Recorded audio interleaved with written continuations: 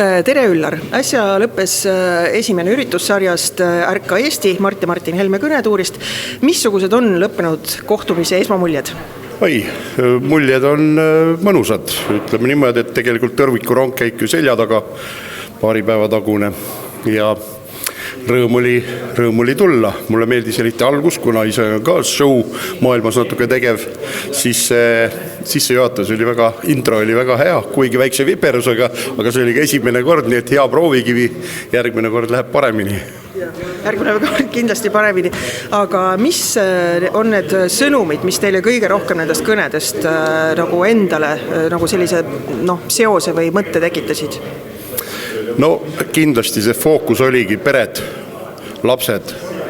Pean ütlema, et mul ka 5 last. Nii et selles suhtes nagu oli ja tean, mis see tähendab. See tähendab ohverdamist, see tähendab kulusi, see tähendab millestki loobumist. Et selles mõttes ma tean nagu väga täpselt, millest räägiti ja tegelikult see ongi ju see vundament, millest Martin ja Mart mõlemad ütlesid, mille peale üldse tegelikult ju või kelle jaoks me seda riiki üldse hoiame, kaitseme ja kelle jaoks me, see riigi pidamine on nagu nii kallis, see on selge. Aga kui meil ei ole kellegi jaoks seda riiki ehitada, siis paraku nii on, et see ongi see põhiline, mille jaoks me seda teeme ikka tulevastele põlvkondadele ootuses ja lootuses parema elu poole.